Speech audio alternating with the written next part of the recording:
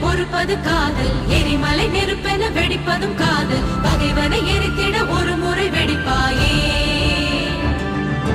அழுவதும் தொழுவதும் கோழைகள் பழக்கம், தமிழ் மகன் உடலுக்கு தழும்புகள் பதக்கம், எதிரியின்